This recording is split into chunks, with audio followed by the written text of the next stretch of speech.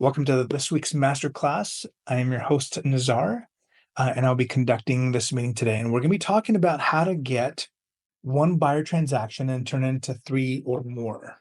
And I think it's interesting because when we think about getting a transaction and hopefully turning it into multiple, I think it's important to realize how hard it is to get the first transaction to begin with, right? Now, if you're part of a team and you get leads and those are just handed to you, that's great. But even those that are handed to you, costs money to be able to acquire a lead. Or even if you get a lead from your sphere, there's some work that needs to be done to be able to generate that first transaction that takes place.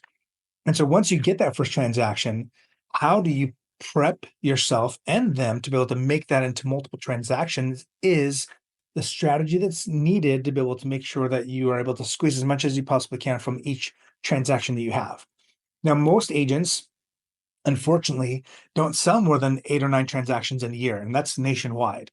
And so getting a transaction that you do have and being able to multiply it by 2 or 3 times is a skill set that if everyone truly did implement would create or allow every single one of us to be able to generate more transactions and ultimately do more than the average agent that's out there. Because in most places or most agents, if you sell 8 or 9 homes, you're not making enough money to be able to live off of, right? And I'm assuming that every single person that got into real estate didn't get into real estate just to barely make it, right? Our goal is to be able to truly have an untapped potential or uncapped potential of truly hitting numbers or transactions or volume or commission, whatever it is, more than we could possibly have thought on our own.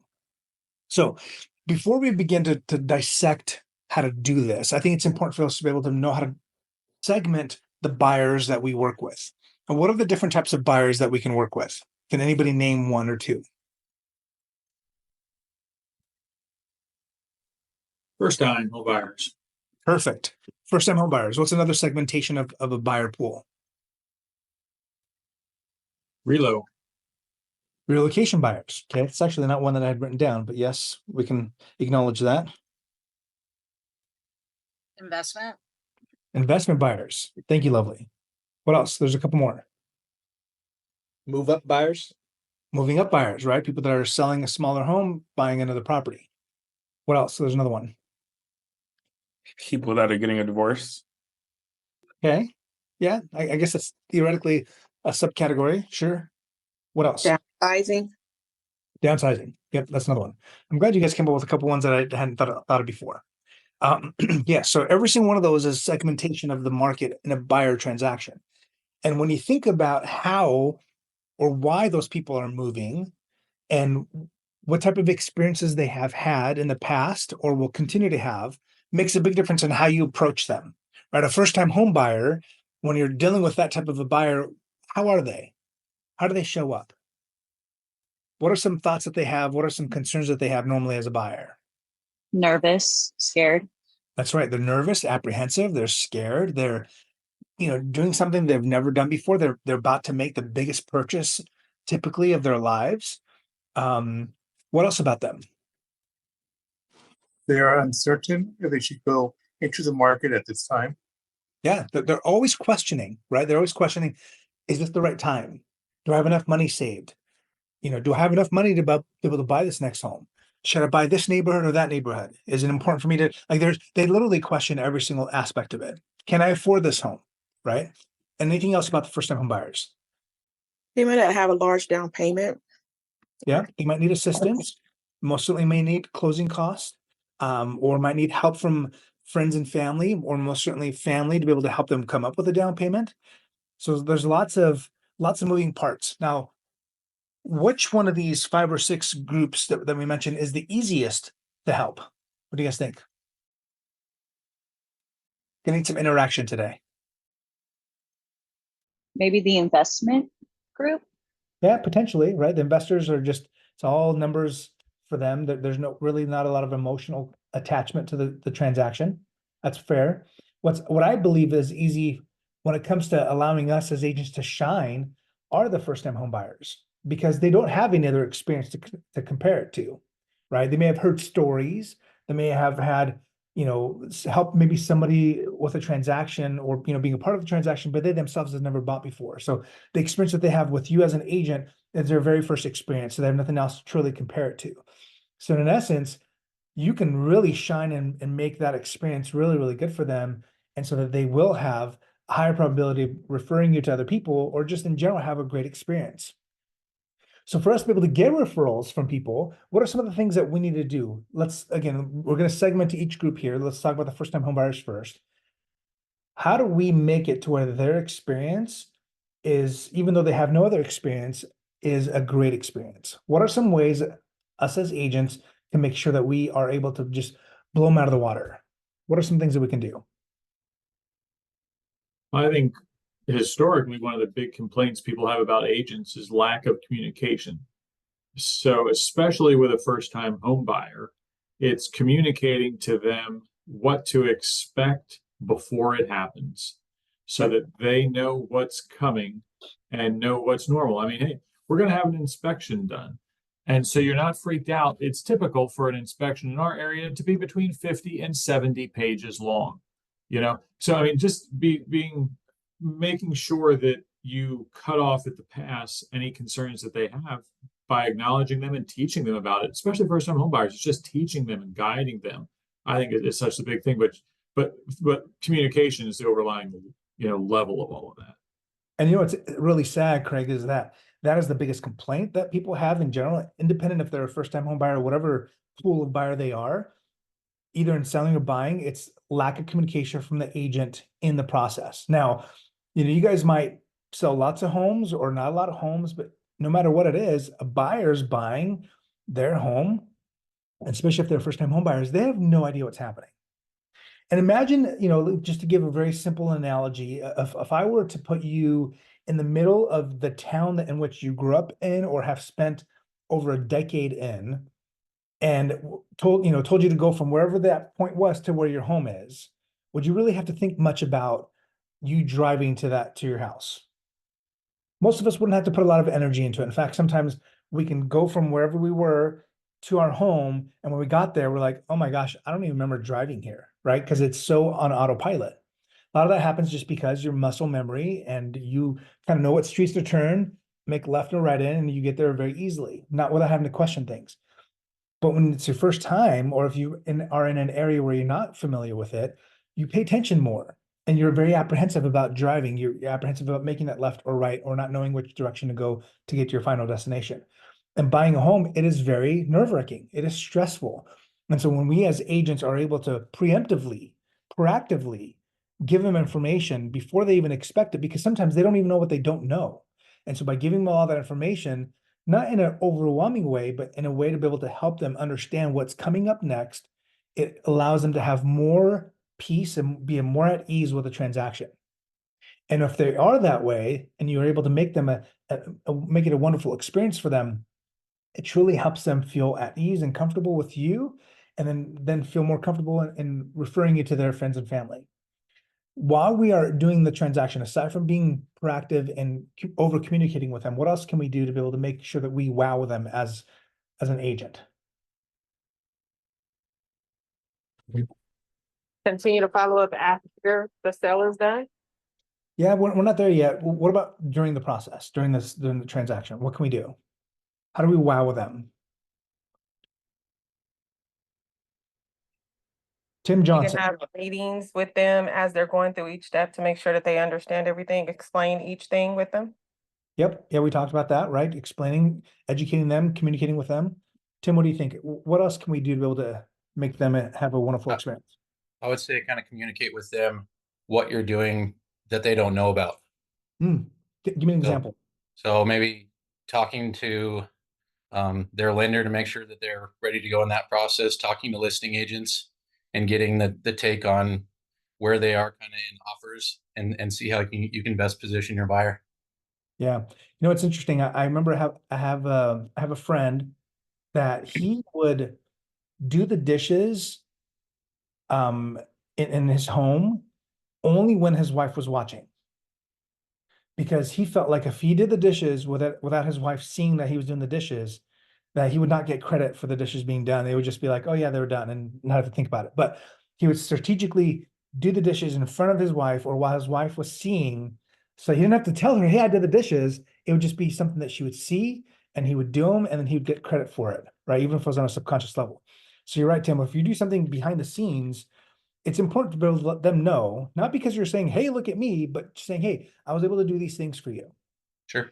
I think it's also important for us to be able to make sure that we take the emotion out of the transaction and we don't create drama. Sometimes agents love to create drama because they want to be able to show their worth and their value. They complain to their buyers about the horrible conversation that they had with the listing agent, or they tell them how horrible that listing agent is, or they'll say, oh my gosh, so-and-so was really difficult and I was able to do this and this and this for you. They create stress for the buyer that's undue stress that's needed. And so I think it's super important for us to be able to not do it that way, but just say, hey, I was able to do this and this and this for you, and we're able to get this taken care of, and be specific so they know that everything's okay and that they appreciate the things you've done on the back end. So I appreciate that comment. Anything else that we can do to be able to make them have a wonderful experience and create raving fans? We've talked about some of these things in the past, but what are some things that we can do, especially with first-time home buyers or just buyers in general? You I think can there's another thing that I heard in the past on one of your other masterminds was celebrating all the little victories for them.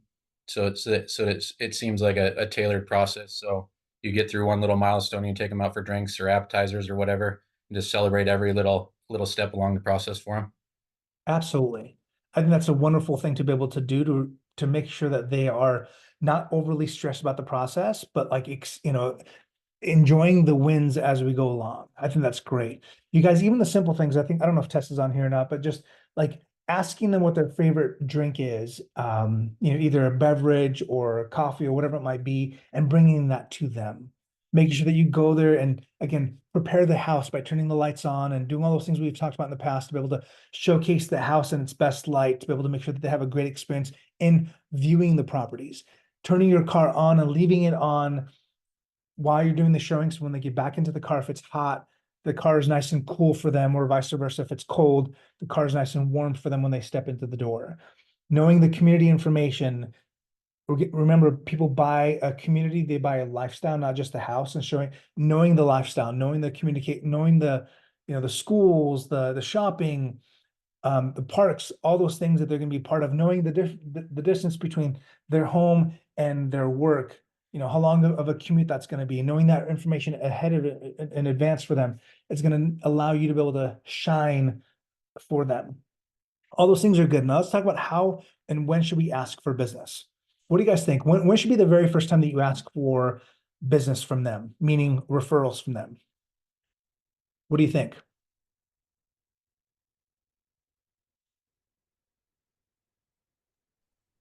You can ask Well, in they're the beginning. saying thank you.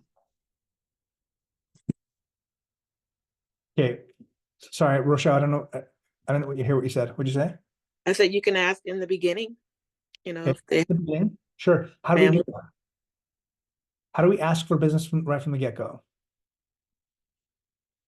You can just, ask if there's any friends or families, that that want to move into the neighborhood with you. You want to create some new neighbors with yourself. Do you have some cousins, sisters, brothers, that want to move? Yeah, you guys, most of the time that happens, right? A lot of times when family members migrate, especially from one area to another that's a little bit further away, usually two or more family members follow them or friends follow them. They get excited about this new venture that they're moving into, and therefore they have people that they're talking to or have spoken to. And so when you plant that seed in their mind that you would love to also connect with those individuals, in advance, right from the very beginning, it allows them to be able to subconsciously think of ways in which they can do that for you.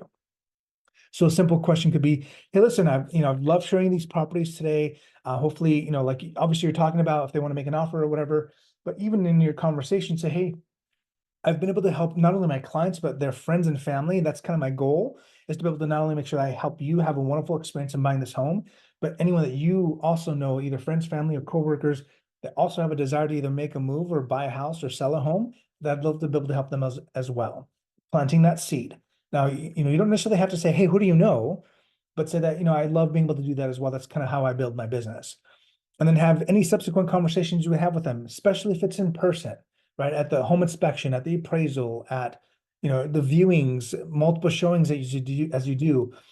A lot of us forget to ask. A lot of us forget to plant that seed. And so again, you guys, there's a difference between being intentional with it and just having it be a byproduct, or it just happens to happen, right? If one of your clients happens to refer you to somebody because they think you are amazing, that's great. But if you're intentional with it, you can create them, or you can cause them to be thinking about it every single day as they're going through the buying process by saying, hey, I wanted to know, who do you know that would be also interested in, or who do you know that's also in the market to buy a property? And they might say, I don't know anybody. Say, great, no, I appreciate that. But as you go through this process, you'd be surprised to know that there's actually other people that you may know of that are looking to buy or sell.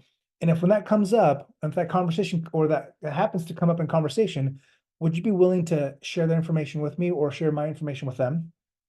It's a simple ask. It's nothing huge. And then when you're going through the process, you get into escrow, you're having those, small wins at, going to get coffee, or getting a meal together, or getting a drink, whatever that is, asking them then as well. Who does that now? Who feels in this group that you do that very, very well, where you constantly ask for your clients to refer you to other buyers and sellers, investors? Okay. Yeah, I thought so, because I don't think it's something that comes naturally to us. But I want to invite you to start thinking of how you can incorporate that into your business every single day. Every single day that you're talking to buyers and sellers, even if nothing happens, right? Even if you take a client out for the very first time, show them property, and that, but buyer isn't ready to buy, or whatever their circumstances are, by asking for their, friends and family that may also be interested in buying, gives you the opportunity to be able to maybe not sell them a home, but maybe sell their cousin or friend or family or whatever it is a home. And it just takes intentionality on your end to make sure that it becomes a part of your vernacular, it becomes a part of your normal spiel as you're talking to them, to constantly plant that seed in their mind. And I promise, if you guys do that over and over and over again, it doesn't have to come out salesy, it doesn't have to come off pushy. It's just saying, hey, my business is built on referrals.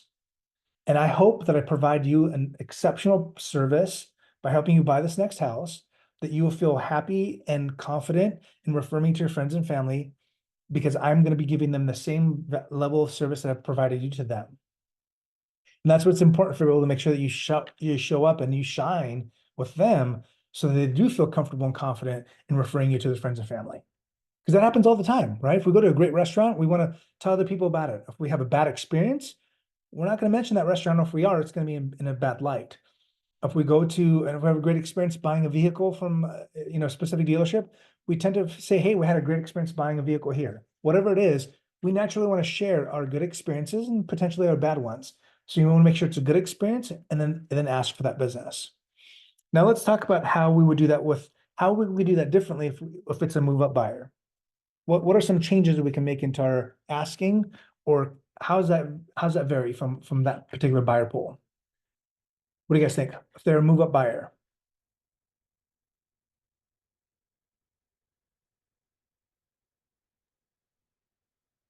I think some of it's going to depend upon whether they were your client in the first place, right? Did they already have a buying experience with you?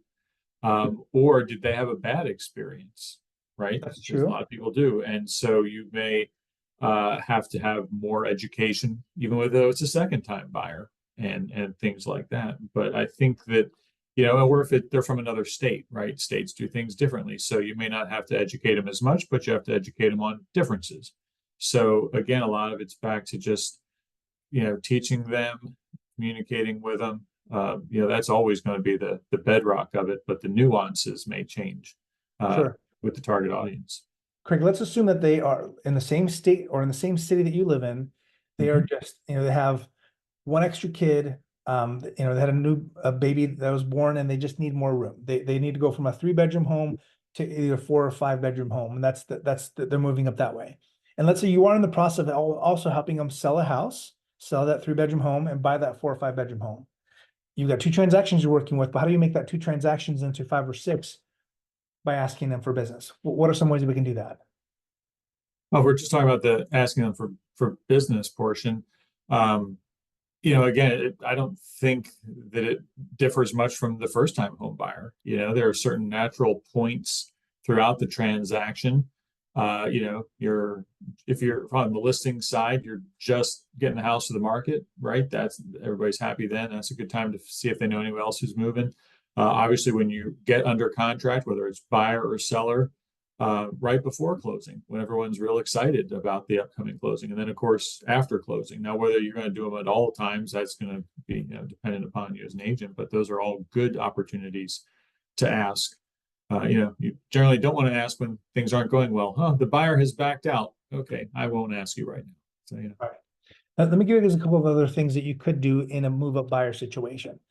As a move-up buyer, depending on how long they've lived in that neighborhood, they may have become friends with neighbors. They may have, built relationships around that community.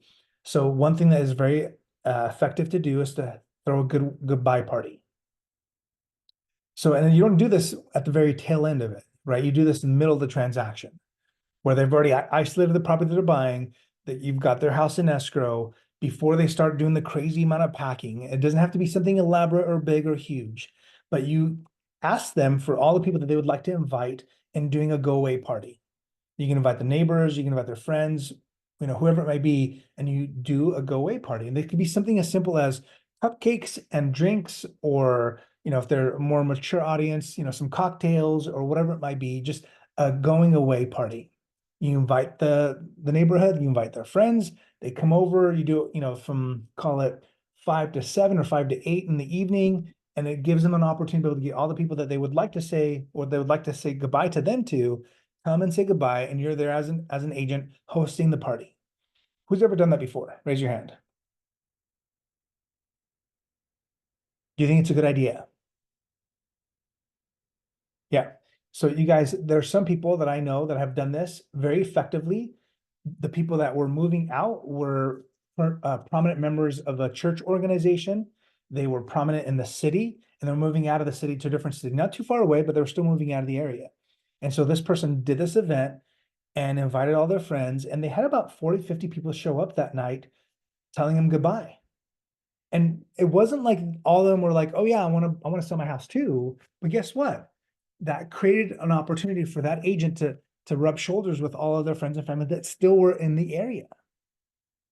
So I invite you guys to think about how you can create that opportunity in that circumstance to rub shoulders, to connect with, get their name, address, phone number, email address, however you're going to do the invitation, and cause you to be able to build your database with their friends and family. Because guess what?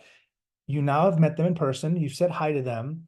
And even if they didn't show up, you have their information. Now you can start dripping on them. You can start retargeting them on your social media. You can start retargeting them on different ads that you do. And now you've got them, right? You're able to connect with them. You could ask for that business from them. And now when they go to buy the home, the same thing. You can throw a welcoming party, right?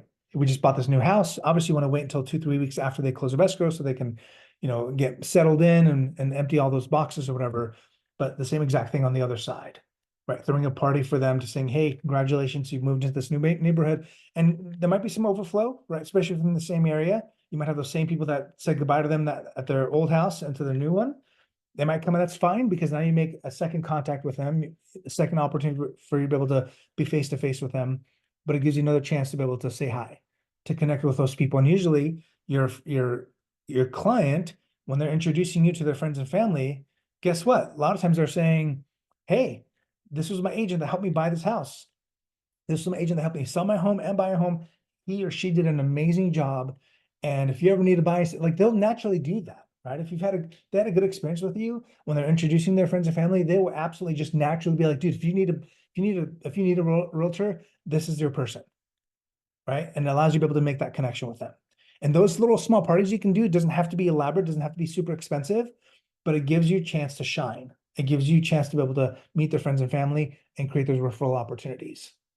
Has anyone done that before? Has anyone thrown a welcoming party, or hey, we just moved into the neighborhood, invite the friends and family to come and see them at their new house? Anyone? Okay. I encourage you guys to do that, because that is going to be more effective than any open house you can possibly do. Because now you're tapping into the sphere of those individuals. You're tapping into their, friends and family, their neighbors, either moving out neighbors or moving into neighbors. The same exact things apply to downsizing buyers.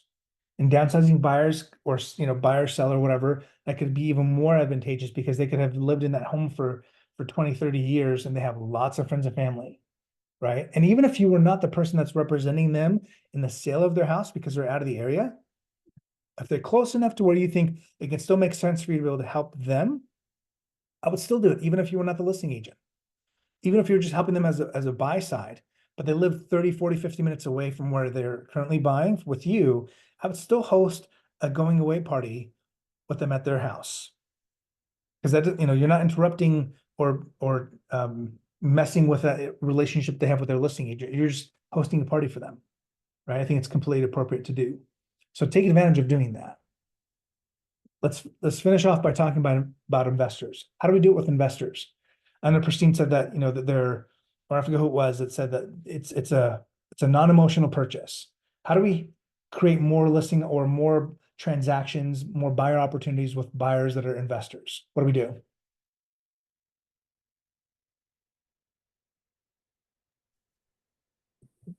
Go to their meetups. They usually have meetups, They like can. gatherings.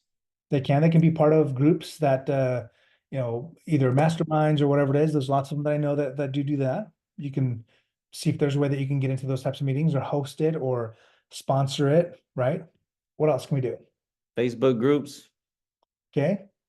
Again, I'm talking about specifically the investor that you're working with, not necessarily just how to find investors, but how do we specifically tap into, ask for business? How do we create business with an investor that we have to create other investors that are out there? Understanding their ARV, what their value is that they want to try to make on the property, so that when you're presenting something to them, you have that information at least to know that on average, this is what homes sell for in this area. Sure. Yep. That's the how to get them as a client, right? How do we ask for business? I think one potential way, if you've got some clients who are investors, is most likely some of their friends have asked them about it. They, may be curious, they've never done it, so you can simply ask your client, hey, who do you know who's asked you about it, but isn't ready to pull the trigger, who's a little shy about doing this? Or another thing you can do is ask them as a client of yours to come and speak to some people who may be interested in it, either at a seminar you put together or something like that, but to try to use them as an example, because a lot of people would be happy, I think, to work with you to help educate their friends or some other people, but really using them as a key component in reaching their network of people who might be interested. Yeah. You guys have heard of the term investors know investors, right? And 60% of all investors in the United States are mom and pop investors, right? These are the people that own less than 10 homes. And they just bought one property or two properties or three or whatever it might be. And they'll know other people that do the same. And even if they don't know, by inviting them to either speak like Craig was saying, or invite them to say, hey, who else do you know that would have loved to have bought a home like this? And then think outside the box, be in front of that investment property as you're either in the process of selling it to them or at the end when they've actually purchased the home, and do a quick little interview on video that you can post on social media and tag them if they're okay with that, and say, hey, tell me why you decided to buy this property. How much did you put down? What was the reason? What's going to be your ROI? And if you were to buy more, what would you have?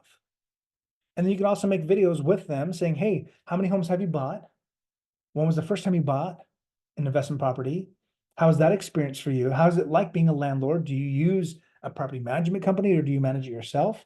Right? All these types of questions you could ask that would allow you to be able to, again, tap into the people that they know by tagging them on social, but then allow other people, other investors that may be out there to say, wow, that's actually something that I would be interested in buying. That'd be something that, may make sense for me. Does that make sense? Tim? I think you could, I mean, you could probably ask them too, if they're renting properties out themselves, who do they know that they know are going to leave their properties soon? And you could potentially scoop them up as buyers. They might not want them to leave, but they're leaving anyways. So it's somebody that you could talk to there.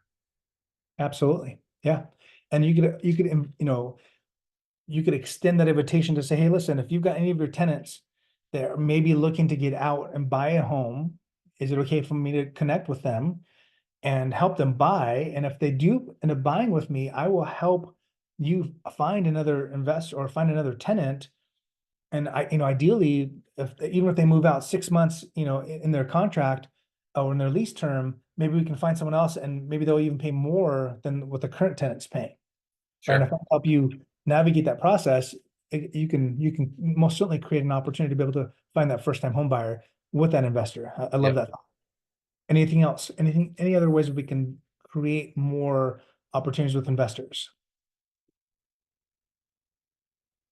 Well, don't forget, just going back to your same investors, if you find other opportunities. I'll preface that with, you find an opportunity that you personally aren't going to purchase, then go to your other investors and ask if they're ready for the next one. Yep. And we can theoretically dissect our investor group or pool of buyers into segmentation of the investor, right? Are they a flipper? Are they buy and hold? Right? Are they a person that's going to buy and like resale? Right? There's different types of investors as well. And we also, I think, are short-sighted and thinking that, gosh, the investor that bought a home through me bought a home for $500,000 or whatever that price point is. But if you create an opportunity for them to buy homes that are out of state in an area that's more affordable, they might not have enough money to be able to buy that next home that's similar to that, but maybe they're willing to buy a home for $250,000 in a different state with someone else that you can refer them to.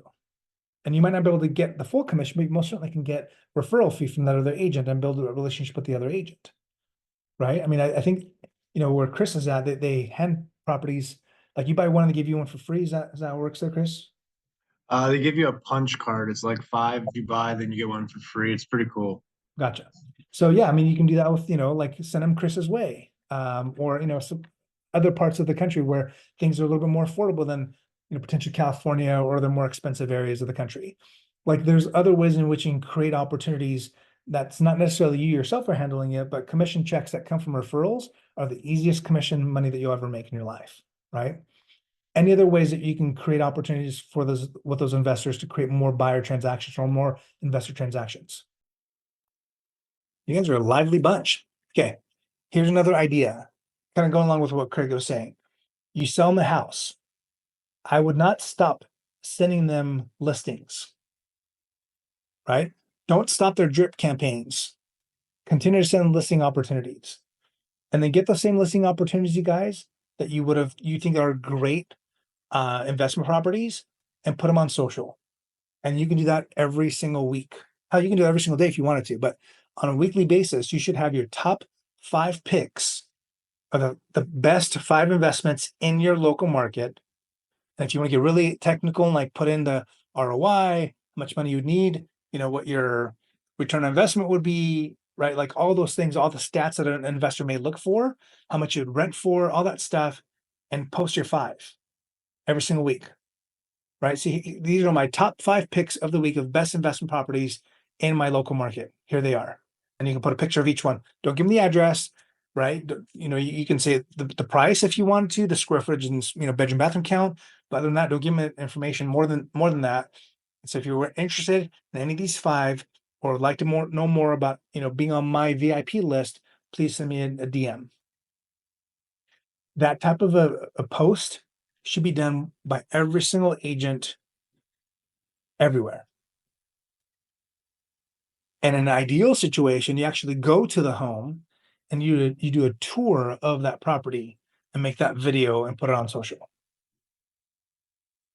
And Chris, you may not be able to buy every single home that you flip, but I'm sure you come across more than you can buy potentially. And if that is the case, then go show off that home, right? Show the video of that crazy. I mean, some of the homes that you buy just blow my mind. And so show that, it's like the train wreck that everyone wants to see, right? And the hoarder home that it is, or how the nastier it is, the more people can be like, oh my gosh, I can't believe that. Show them that house. Or show them the home that is immaculate, it's brand new, that is, the builder is just, one that's already finished and done, and they don't like inventory just sitting there. and that they're, giving away $20,000, $30,000 in incentives, whatever it is, show off that home. Right? It's an easy way for you to be able to, if you're doing it on a kind of consistent basis, right? Show the most expensive house in your area, show the most affordable house, show the best investment properties, use social media to be able to connect with those types of people. And then if you tag people that you are either investors in the past or people that you connect with, first time home buyer, that, whatever it is, like use social media to be able to showcase what you're doing, make it public so that people can see what you're doing. Right. And so the other people can come out of the woodworks and say, hey, you know what? I love that you sold that house to your one investor. Can you send me stuff like that as well? Or I'm curious about that particular home that you mentioned before.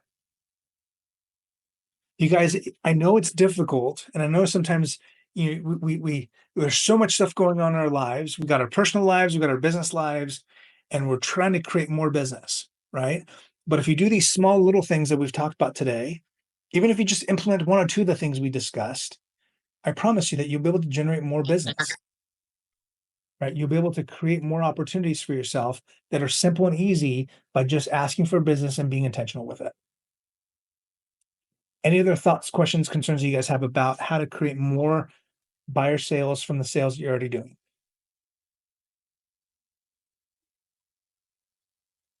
Okay. If you have already done a transaction in the last 6 months or a year, and you've said, gosh, I really missed the mark or missed the opportunity to be able to do that, welcome transaction or, welcome open house or, the welcoming home party or whatever it is, it's not too late. You can still do it. You can go back and still do it. If it's been 6 months, it's still okay. Or if it has been 6 months, you can go back and visit them.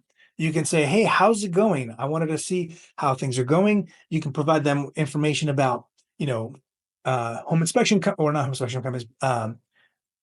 You can talk to them about insurance companies that are out there. I know lots of places insurance is going through the roof. Like you can give them some referrals with that. You can talk about painters and plumbers and electricians and have a list of people that you can refer them to with any, projects they want to do that they may have not done because they were just too overwhelmed by the moving to that new home, but most certainly want to start doing home improvement projects as soon as they moved in.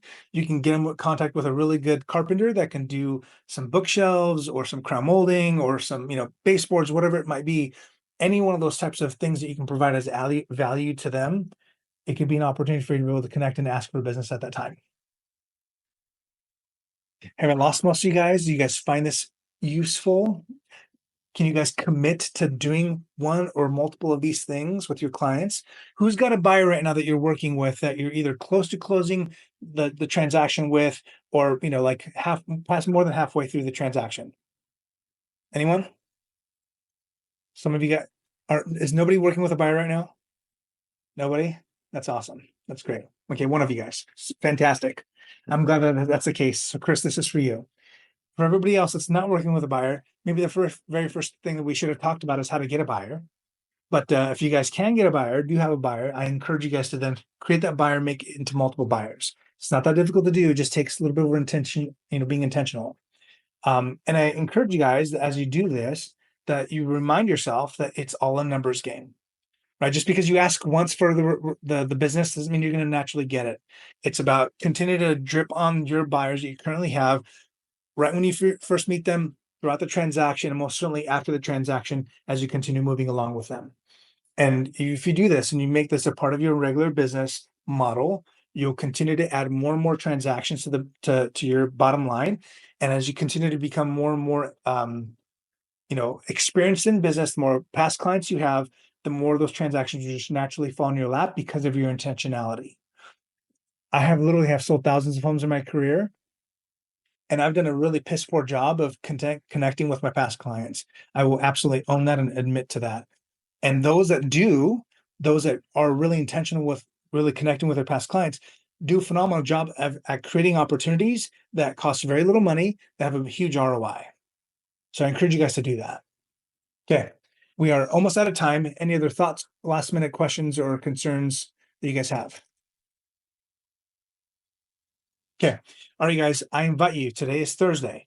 I invite you between now and this weekend to think of how you could ask for more business. Either call your past clients and ask them for business, And or if you're currently working with somebody, the next time you meet them in person, say, hey, I hope you've enjoyed working with me. How has your experience been so far? Don't be afraid to ask that question, because sometimes you get afraid to ask because you're like, you don't want to know the answer. Well, guess what? If you ask that question and they have not had a great experience, then it gives you an opportunity to be able to apologize and make it better, right? And a lot of it might be just be communication and how to level up your communication experience with them. Sometimes it's how we communicate with them, and that might differ than how they want to be communicated, or the frequency in which they want to be communicated with is less than or more than what you have already offered them. So it gives you a chance to be able to level up. And if they have had a good experience with you so far, that's an opportunity for you to say, hey, will you keep me in mind the next time you have a conversation with anybody that's looking to buy or sell, or as you have conversations with people and letting them know that you are in the process of buying a home, will you keep me in mind if they ask, or if they themselves thinking that, would you keep me in mind of referring me to them, right? Small little things go a long way, especially done over time. The more times we do it, the more chances we have at creating that success that we want for ourselves. All right, guys, hopefully you guys found this week useful. I hope that you guys will implement some of the things we talked about. And I encourage you guys to do it. And I know that if you do it on a consistent basis, you will be successful. And that's it. That's this week's masterclass. You guys have a wonderful weekend. We'll talk to you guys next Thursday, and have a good one. Take care.